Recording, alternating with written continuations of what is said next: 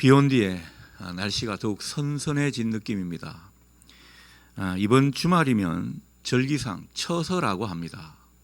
여러분, 처서가 지나면 날씨가 서늘해져서 모기도 입이 삐뚤어진다고 하죠. 처서는 특히 농작물의 성패를 가름하는 아주 중요한 때라고 합니다. 어쩌면 2025년 우리의 영적 농사도 이제부터가 중요한 것이 아닌가, 그런 생각을 해보게 됩니다.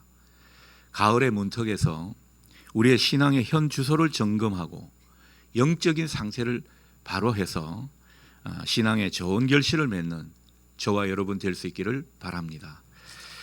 어떤 작가가 학교에서 강연을 한 적이 있습니다.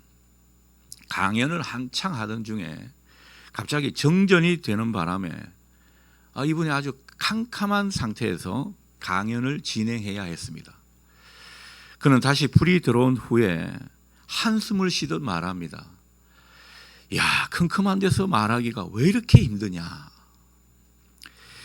이 말을 들으면서 생각이 나는 게 있습니다. 여러분, 우리가 기도할 때도 아마 이런 느낌이 아닐까 싶습니다. 컴컴한 데서 혼자서만 이야기하는 그런 어떤 기분, 우리가 기도할 때 종종 느끼지 않습니까? 이런 때는 아무리 기도해도 하나님이 반응이 없으신 것 같습니다. 도대체 내 기도를 들으시는지 안 들으시는지 알 수가 없는 그런 기분이 듭니다. 무엇보다 힘든 것은 반응이 없는 것을 넘어서 우리 기도를 아주 엉뚱하게 들으시는 것 아닌가, 그런 생각이 들 때가 있습니다.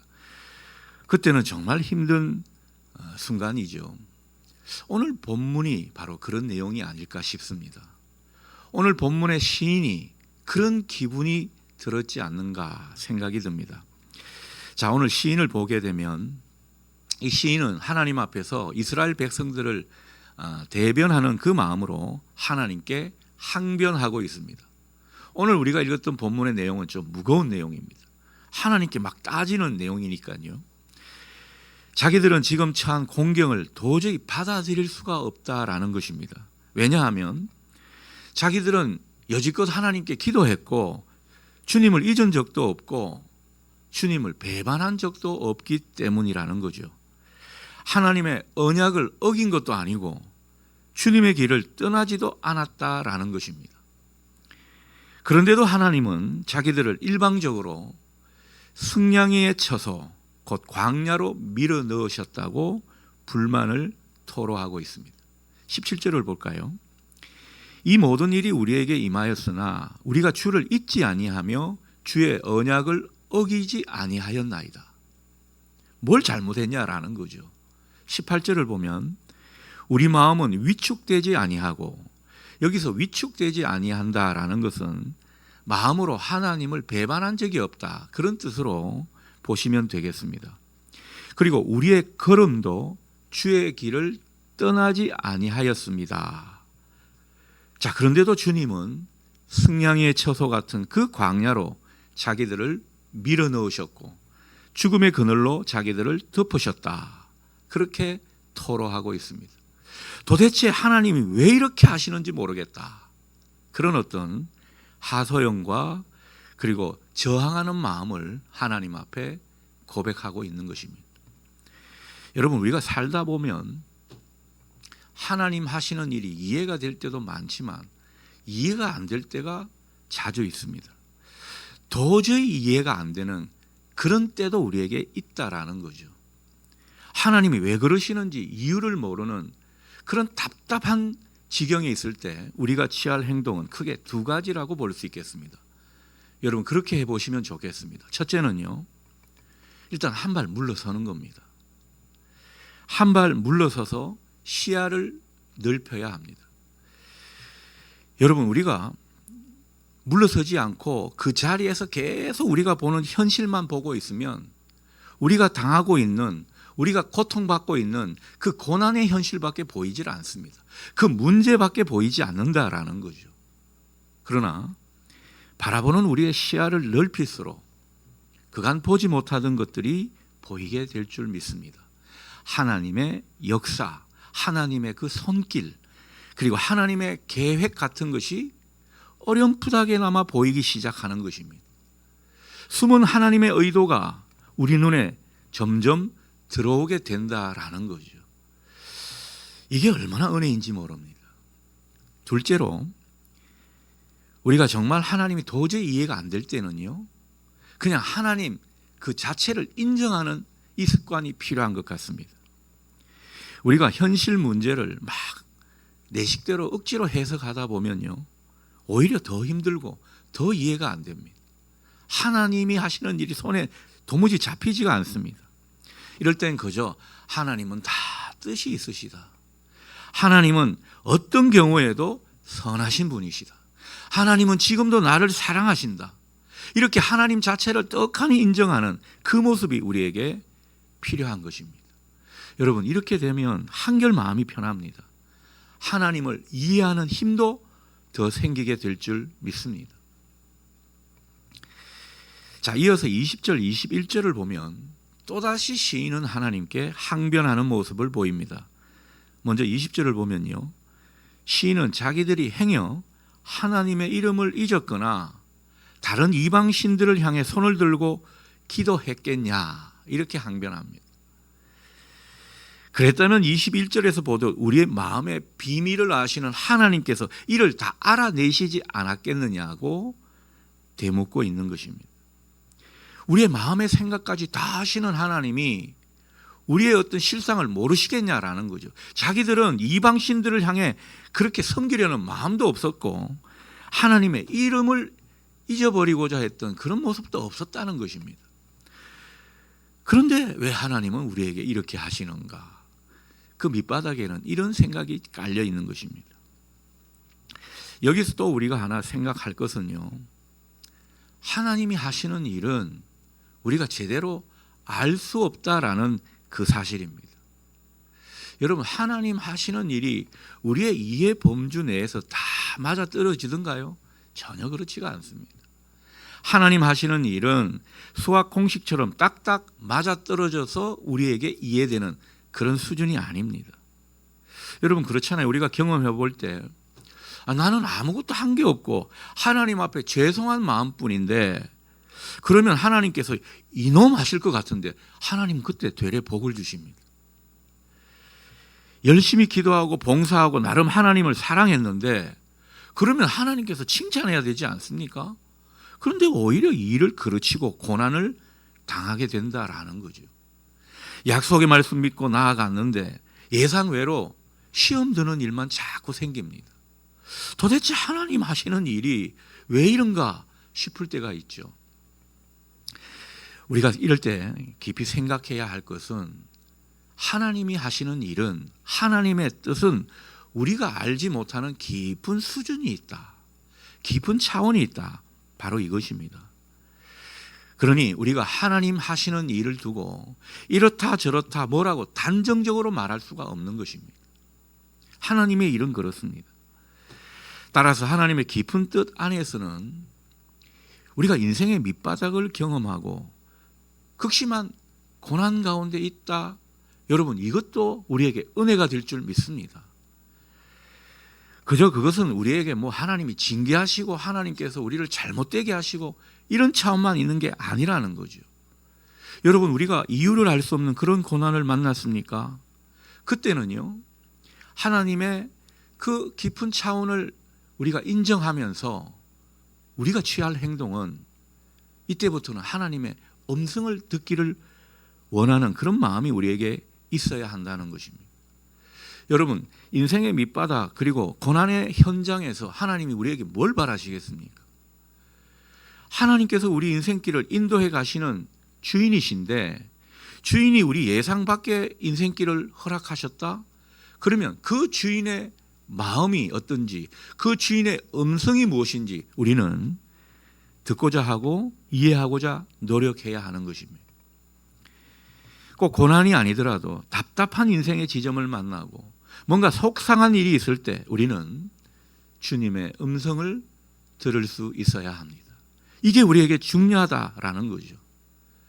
우리가 이런 인생의 지점에서 주님의 음성을 듣게 되면 우리 내면은 이내 밝아지고 고요하게 될 것입니다. 우리 마음이 평안을 찾게 되는 것입니다. 여러분, 사람들이 우리에게 평안을 주는 것이 아닙니다. 세상의 그 무언가가 우리에게 평안을 허락해 주는 것이 아닙니다. 평안은 하나님께로부터 오는 것입니다. 그러니 하나님께로 바짝 붙어서 하나님의 음성이 어떠한지, 하나님이 내게 뭘 말씀하시고자 하시는지 그런 어떤 노력을 기울이는 우리가 될 수 있기를 축복합니다. 여러분, 하나님의 의도가 보이게 되면 우리 마음이 밝아지지 않겠습니까? 출제자 의도를 알면 시험은 그만큼 쉬워지는 법입니다. 자, 오늘 시인은 시종일관 하나님께 강한 의조로 기도하는 모습을 우리에게 보이고 있습니다. 오늘 우리가 읽었던 본문 앞부분에는요, 하나님을 향한 찬송, 하나님을 향한 감사, 이런 내용들도 있습니다. 하지만 이 본문에 들어와서는 하나님께 막 투정하고 원망하는 그런 기도를 드리고 있는 것을 우리가 확인하고 있습니다. 또 22절을 볼까요? 뭐라고 말합니까? 주님 때문에 죽게 생겼습니다. 그렇게 탄식하듯 말하고 있습니다. 25절을 보면 자기 영혼이 죽을 지경이라고, 내 존재가 내동댕이 쳐졌다고 그렇게 탄식하며 하나님 앞에 읊조리고 있습니다. 그리고 23절을 또 확인해 보면 이 시인은 어떤 마음이 있습니까? 이 모든 일이 하나님 때문입니다. 하나님이 주무시고 일하시지 않은 까닭이 아닙니까? 어떻게 보면 하나님 앞에 어떻게 이런 소리를 할 수 있을까 싶을 정도로 하나님 앞에 원망을 털어놓고 있습니다. 그런데 이 내용을 쭉 우리가 보다 보면 상당히 불편한 생각이 듭니다. 어떤 불편한 생각이죠? 하나님께 너무 세게 시인이 말하고 있는 것은 아닌가? 하나님께 이런 기도를 드려도 되는가? 우리는 거룩한 사람들이기 때문에 하나님께는 이런 소리를 하면 안 된다고 여겨지는데 오늘 시인은 하나님 앞에 온갖 소리를 다 합니다. 얼마나 원망을 늘어놓는지 모릅니다. 하나님 들으시면 상당히 기분 나빠하시고 언짢으실 것 같은 그런 생각이 듭니다. 제가 만일 우리 자식한테서 이런 소리를 듣고 있다면 저는 아마도 이놈 자식 하면서 자식한테 상당히 화가 나고 속이 상했을 것입니다. 그런데 놀라운 것은 하나님은 그렇지 않다라는 거죠. 이 모든 원망과 불만을 가만히 듣고 계십니다. 마치 어린 자식이 그 부모의 뜻도 모르고 자세한 사정도 모르고 막 쏟아내는 그런 말들을 불쾌하게 여기지 않으시는 그런 모습이라는 거죠. 오히려 그런 자녀의 마음을 풀어주기 위해서 끝까지 경청하고 있는 그 아버지의 마음을, 그 아버지의 모습을 오늘 본문을 통해서 확인하게 되는 것입니다. 오늘 우리가 읽었던 본문 이면에 하나님의 모습을 그려보니까 이런 생각이 든다라는 것입니다. 분명한 사실은 하나님은 어떤 분인가? 우리의 불만과 원망과 불평을 다 받아주시는 그 하나님이시라는 사실입니다. 자, 우리는 이 하나님 앞에 예배를 드리고 기도를 하는 사람들입니다. 자, 그런데 많은 성도들이 기도할 때 자기 기도 내용과 수위를 자기가 막 검열합니다.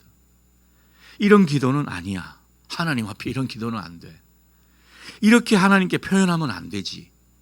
이건 거룩한 기도가 아니야. 자기가 알아서 다 검열을 하고 하나님 앞에서는 그저 정제된 언어로만 기도하고자 하는, 그러니 기도가 재미가 없죠. 기도가 살아있는 기도가 되지 못합니다.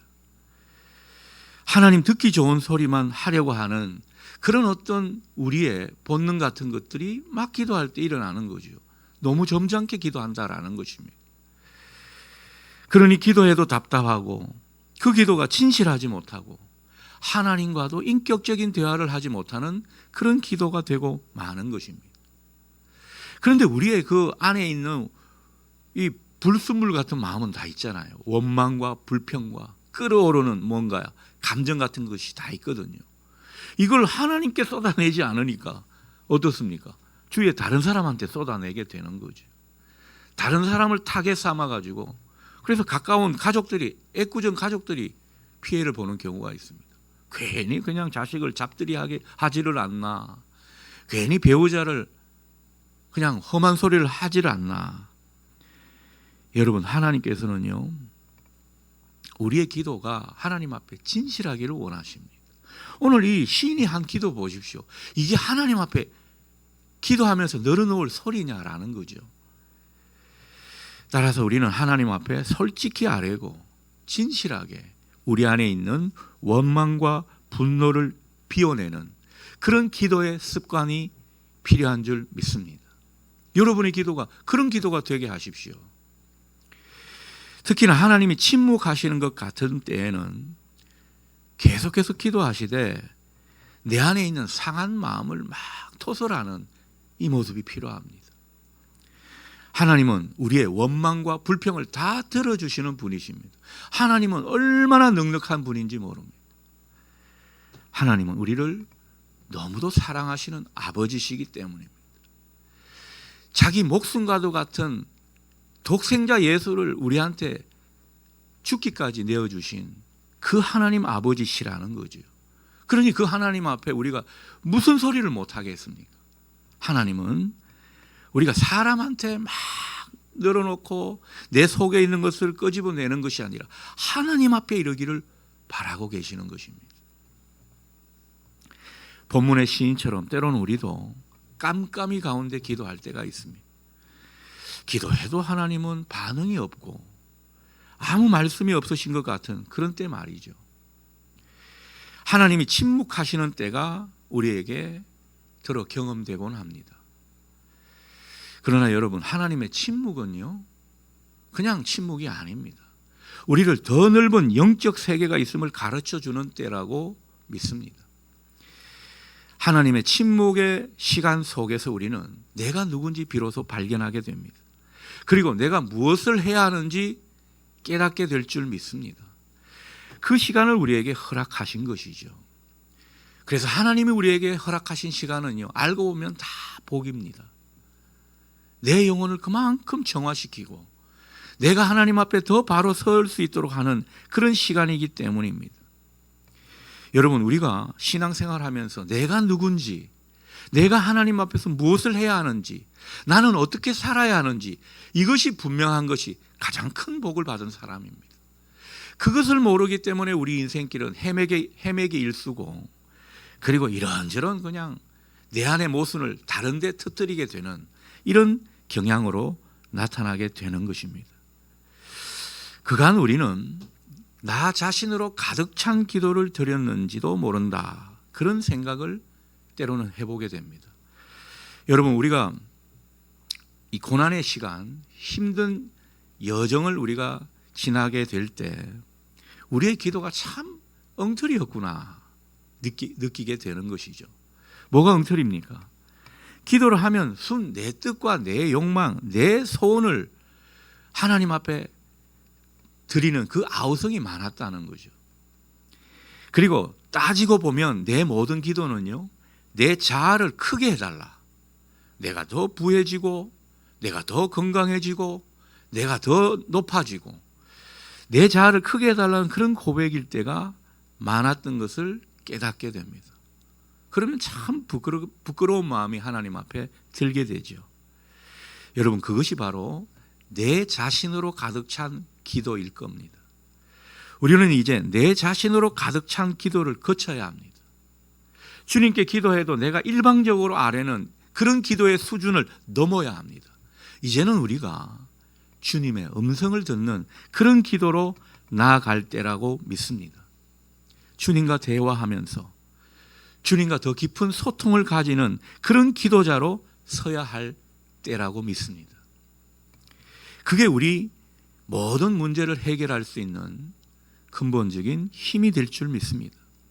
중요한 것은 우리가 주님께 더 나아가서 주님의 음성을 듣고 주님과 대화하는 그런 기도를 하기 위해서는 꼭 거쳐야 하는 통과 의례가 있는데, 그게 오늘 우리가 읽었던 이 본문의 내용입니다.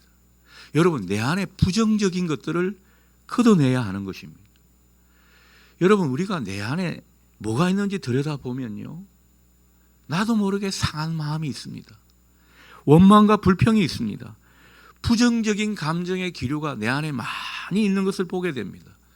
여러분, 이것은 사람에게 쏟아내는 것이 아니라 하나님께 쏟아내야 하는 것임을 여러분 똑똑히 보실 수 있기를 바랍니다. 만일 그런 것들이 내 속에 있는데도 그것을 내가 막 억누르고 덮으려 한다면 여러분, 그것도 또 다른 위선일 수 있습니다. 하나님 앞에 진실한 모습이 아니라는 거죠. 그렇게 되면 하나님의 음성을 들을 수가 없습니다.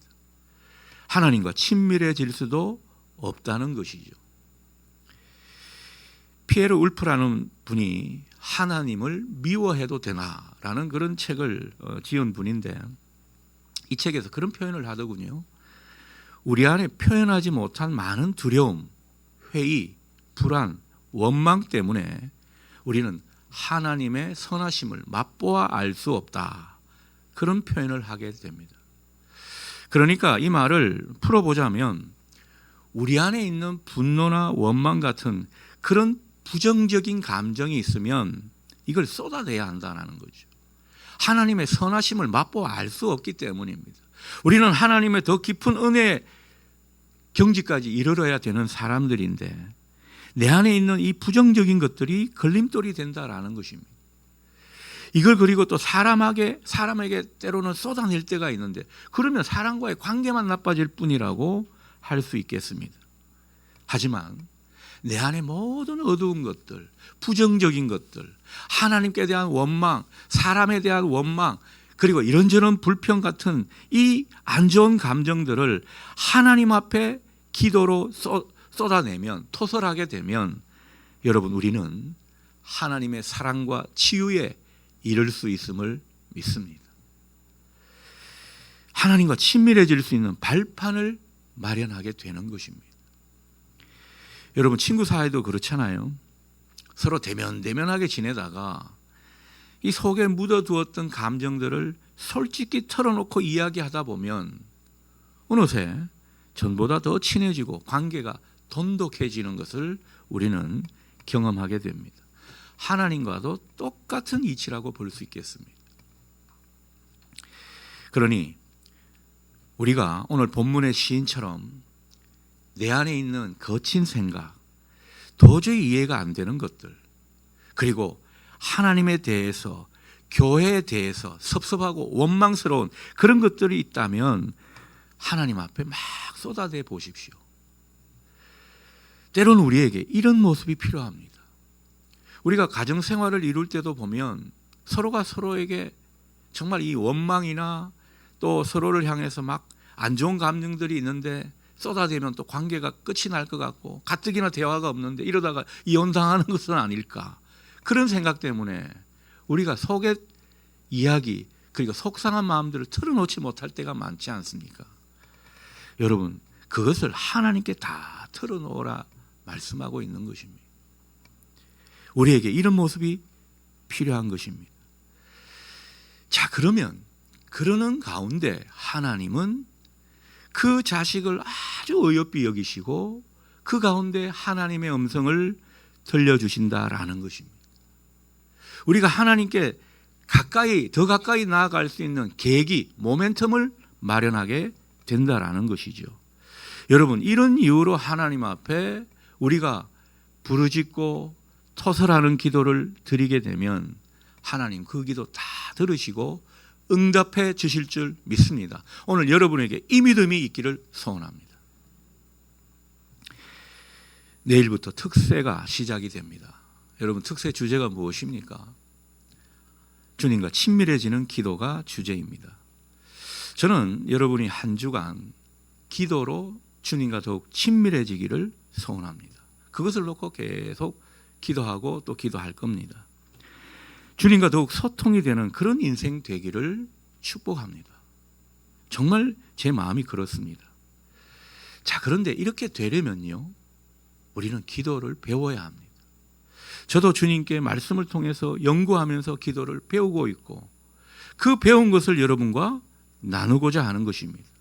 우리는 기도를 내 스스로가 잘한다고 생각하지만은, 이렇게 하면 하나님이 다 받으시는 기도라고 생각하지만은 때로는 우리의 기도가 엉터리일 때가 많습니다. 기도는 배우고 훈련해야 하는 것입니다. 특세가 그런 영적 훈련의 기회가 될 수 있기를 바랍니다. 이 일을 위해 26절처럼 우리는 이렇게 소원하면 좋겠습니다. 주님, 일어나 우리를 도우소서. 주님의 인자하심으로 말미암아 우리를 구원하소서. 우리를 치유하시고 우리 문제를 해결하시고 우리를 참되게 구원해 주십시오. 우리 모두의 소원이고 기도이면 좋겠습니다. 오늘 말씀에서 보았듯이 우리가 주님과 더욱 친밀해지기 위해서는 먼저 우리 안에 상한 마음, 원망과 불평 같은 것들을 비워내는 이 부르짖음의 기도가 필요합니다. 이 기도가 막 일어나야 합니다. 그리고 그 부르짖음의 기도를 넘어서 하나님의 음성을 듣고 하나님과 친밀하게 대화하는 그런 기도로 나아가야 될 줄 믿습니다.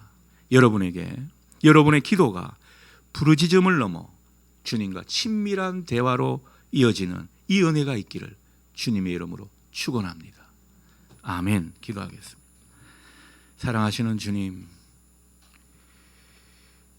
하나님 앞에 이렇게 원망과 불평을 쏟아내도 되는가 싶은 그런 생각이 드는데, 오늘 시인은 유감없이 하나님 앞에 자기의 부정적인 감정과 그리고 그 안의 기류들을 쏟아내고 있는 것을 보게 됩니다. 주님, 우리는 주님과 친밀해지고 싶습니다. 주님과 대화하며 주님과 소통하는 기도자로 나아가고 싶습니다. 이를 위해 우리 안에 모든 부정적인 것들, 우리 안에 있는 원망과 한숨과 답답함과 그리고 여러 가지 안 좋은 생각들을 주님 앞에 다 쏟아내고, 그리고 주님께서 그것을 치유해 주시고 사랑으로 그 모든 것을 덮어주시는 은혜를 체험할 수 있도록 인도해 주시옵소서. 모든 부르짖음의 기도가 결국은 하나님과 더 깊은 소통의 기도자로 나아가는 우리 모두 되도록 인도하여 주시옵소서. 예수님의 이름으로 기도드립니다. 아멘.